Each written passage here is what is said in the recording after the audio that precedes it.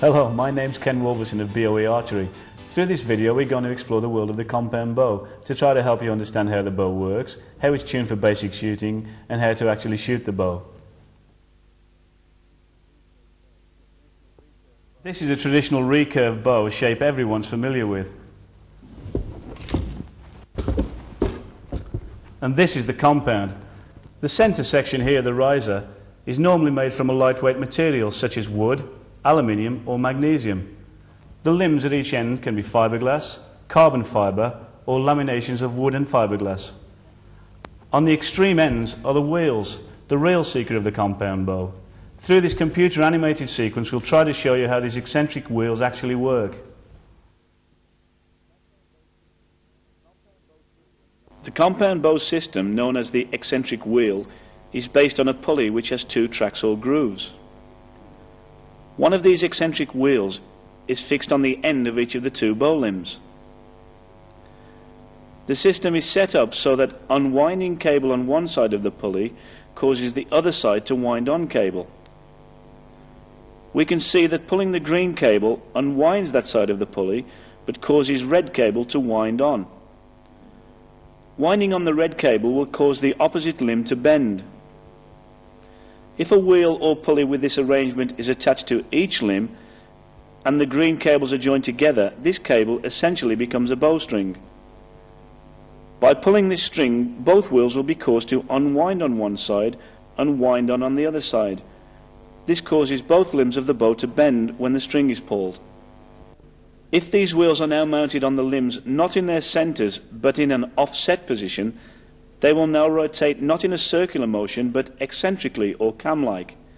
It's when these wheels reach the high point of their rotation that peak weight of the bow will result, and further rotation of the wheels brings them back close to the handle of the bow and causes a drop-off or let down in peak weight. The let-off in weight is directly governed by how far off-centre the eccentric wheels are fixed to the limbs. This is the principle of the compound bow system.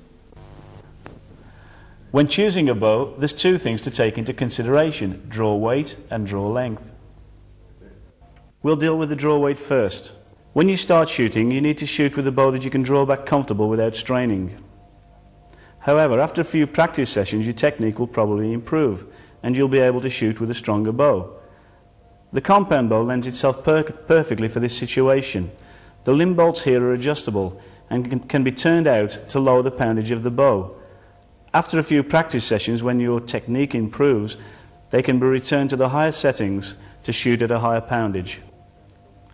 One full turn of the limb bolts with the Allen key represents about 5 pounds of draw weight. For the average sized male, a bow with a peak weight of 60 pounds is probably ideal. This can be adjusted down to below 50 and is an ideal weight to start shooting.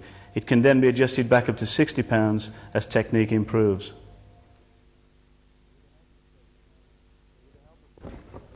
With the help of Phil, we'll now show you how to measure for draw length.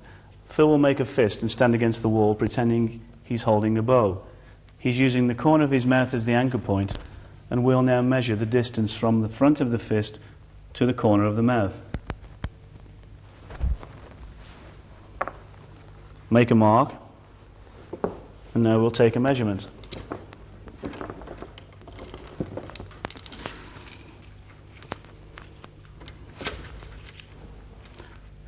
Phil's draw length is 29 inches.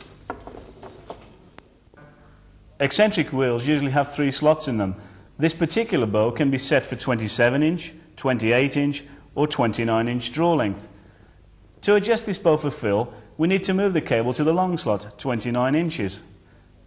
This adjustment is best carried out at your local archery shop. The first thing we need to do when setting a bow for shooting is set the tiller. To do this, we take a measurement from the back of the limb here out to the string.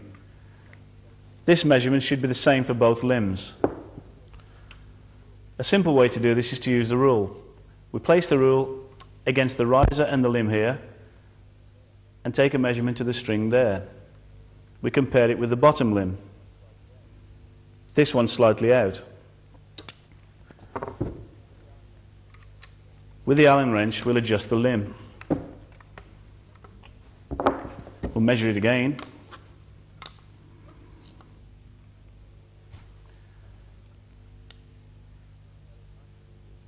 keeping the arrow at 90 degrees to the string, this tiller is now correct.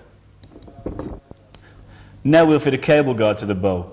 Cable guards are necessary to keep the string away from the cables during the shot. This particular type mounts into the threaded hole here under the handle. Other types are fitted to the threaded holes here above the arrow rest. We'll fit this type to the bow.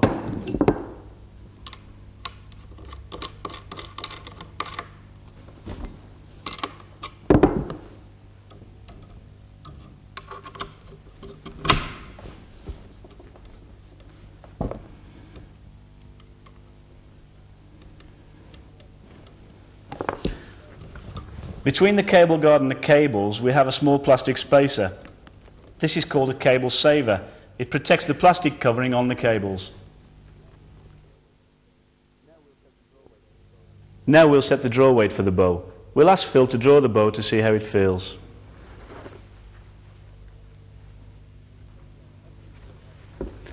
That seems a little heavy, so we'll take the Allen wrench and just reduce it down a few pounds.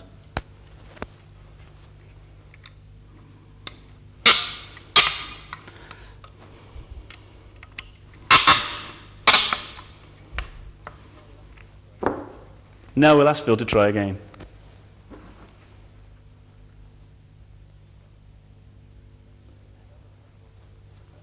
That looks much more comfortable. That seems a good weight for Phil to start shooting. In order to select the best arrow combination for the bow, we need to know the draw weight the bow's pulling. Here we have a spring balance scale suspended. If we draw the bow, we'll be able to read off the scale the peak weight of the bow.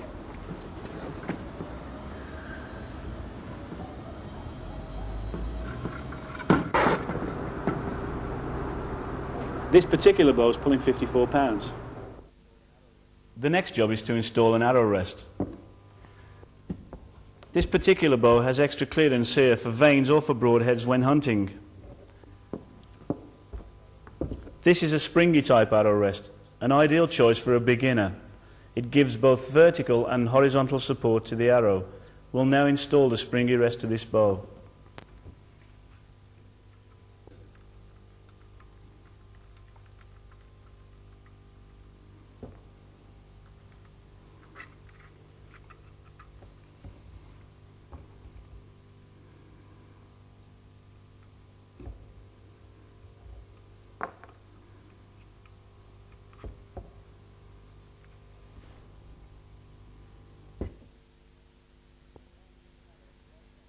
Now we need an arrow of the right length and right spine edge or stiffness to shoot out of this bow. So how do we choose?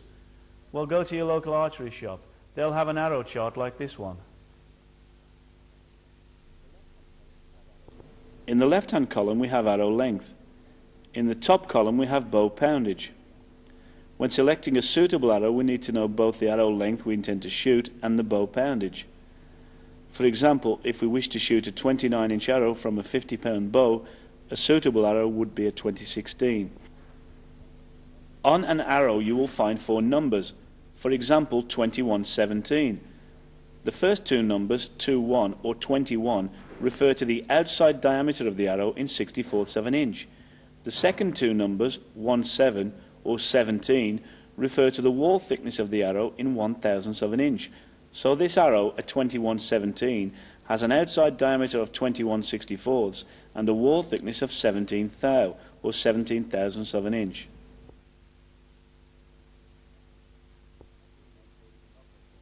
The next thing we install is the knocking point. It's squeezed onto the string with special knocking pliers. It fits on the string in a position above the arrow, not below. When first setting the knocking point, it's useful to have a bow square such as this. With the bow square sitting on the arrow rest and using the scale in the center, we first set the knocking point 3/16 above center to allow for the arrow knock. We then move the knock point another 1/8 of an inch higher and crimp in position with the knocking pliers. This is a good position to start from for bow tuning. Now we'll go back to the arrow rest and show you how to set this up.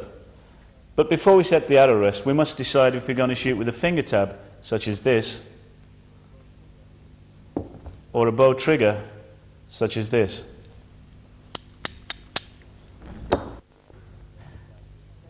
If using a finger tab, it's best to set the arrow rest with the point of the arrow about 1/4 of an inch outside the string.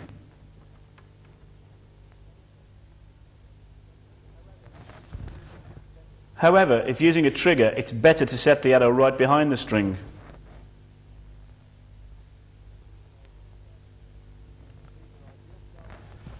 These are ideal starting points for tuning the arrow rest.